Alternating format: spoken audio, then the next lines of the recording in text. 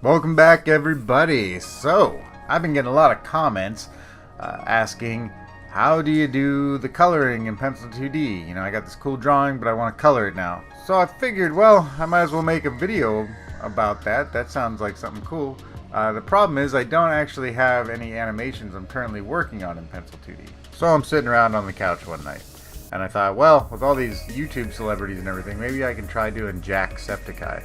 I made this nice little doodle, and this was kind of a two-pronged attack, right? I wanted to work on translating my character style, the style I'm going to use for the animated short series, or just the animated series, and I wanted to apply that to more likenesses. Basically just continue to hone that style down before I get started on my main characters.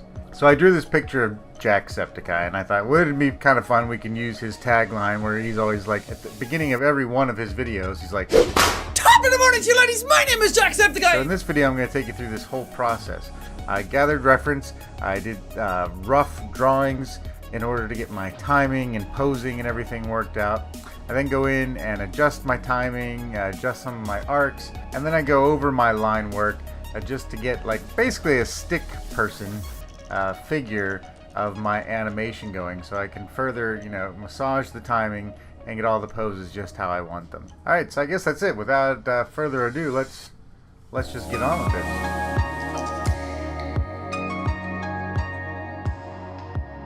Now the first thing you want is some really embarrassing reference.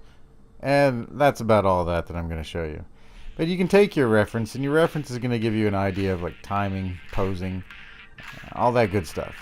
And then I come in here and I just start blocking out really, really rough drawings. So I'm using almost a stick figure. I'll put volume into the body because I want to make sure I'm getting like my squash and stretch as I go through this initial process. One term you're going to hear a lot is stay on model. And I'm pretty sure I talked about this in a previous video, but you want to make sure that your character never loses volume or transforms into like a completely different character as you're animating. That can mean like the torso gets unnecessarily big or small, same with the head, the arms get too long. You just want to make sure all those proportions stay the same. Now we are going to squash and stretch things, but volume is always preserved when you're squashing and stretching. So if my torso is to get longer, then it needs to get thinner as well. I've never been the one who's worried, always been the one who's keeping it cool. The kind of guy who chill while others hurry. I didn't know that I've been the fool.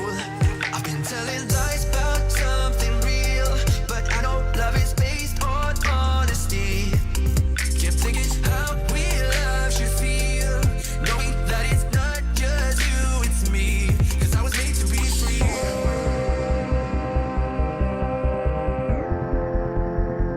I am made to be free.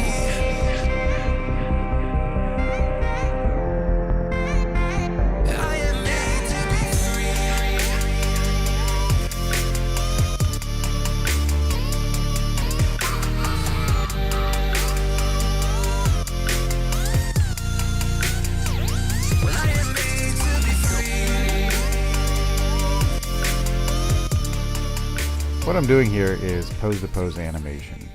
That means I am defining clear, readable poses that will express the action I'm trying to portray, and I'm just getting all those poses into place. You'll see here I will drag around keys in the timeline closer or further apart just to take advantage of my onion skinning and make things a little bit clearer for me. And of course you can just drag a keyframe down here, so you can click on it, hold down, and drag that keyframe around. Once all the keyframes are defined, I go in and I start doing my in-betweens. So here I have kind of a rough idea of timing and spacing. You see I left this large gap over here between keyframes because there's a hold that happens there when he hits this strong pose. I want him to stay in that pose for several frames. But now I'm just going in between all these primary keys I set, and I am defining what that transition is going to look like. And here's where I really want to pay attention to timing and arcs. So I want him to ease into a motion and ease out. You can use the selection tool in Pencil 2D to grab some selection. Then if you switch to the move tool, you can move that selection around, or if you hold control, you can rotate that selection. Alright, with my keyframes, my in-betweens, and my timing and everything roughly figured out, I'm going to move in and create a new layer here. And on that new layer, I'm going to just start drawing over my very rough drawings to make them a little bit more refined. Now this is going to make it easier for me to read later on when I go to draw in my final drawings. This is also a good opportunity to adjust any timing or spacing or poses to really nail down the volumes of your character shapes so that you're not going off model. And just to make any other little adjustments you might want to make before you get into rendering out your final images. I've been like that since I was a kid. I've always put my feet wherever I want to.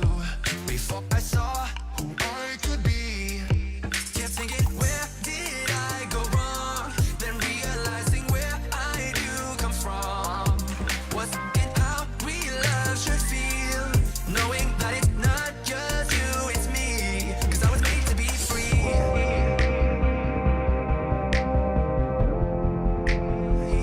I am made to be free.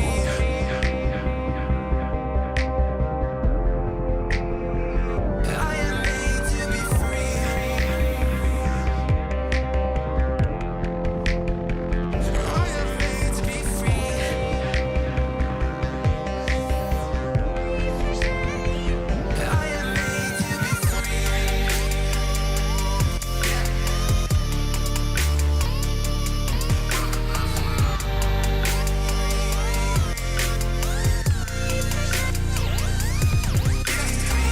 Well, I am made to be free. That's my choice. What I need to be free. Still thinking how real love should feel when I know that it's not about you. I decided it would be nice to make this into a loop because most likely I'm just going to post this on Twitter or Facebook or wherever, and I find it helpful when I'm looking at someone else's like very short animation to have that looping so that I can sit and really study it by watching it over and over again. So I took the first pose and I slapped it down as my end pose, and now I'm doing sort of a combination really. I've just posed a pose in straight ahead animation to try to get my character back to that end pose in some relatively graceful way.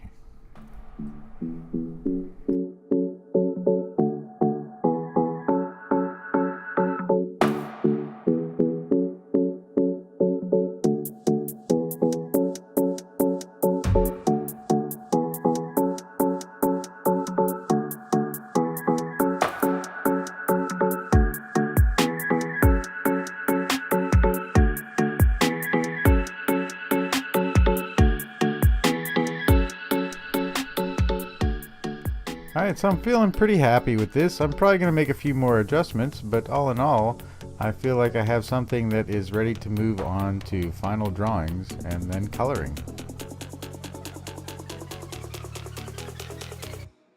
Thanks again for joining me, everybody. So in the next video, we're going to go ahead and really do the serious drawings for this animation. I'll then step in and start coloring those up, and we'll look at some different ways you can approach that. Hey everybody, Griff here. Listen, if you enjoy this content, please leave a like down below. Feel free to subscribe to the channel. And if there's something you'd like to see me cover in a future video, just leave a comment. If you want to stay up to date on the latest happenings, you can follow me on Twitter at GriffinAnimator. If you visit me on Partello, I can make an Adobe character animator puppet just like this, or you can just feel free to support me on Patreon, where you'll get some really sweet rewards. Alright, that's it. We'll catch you all next time.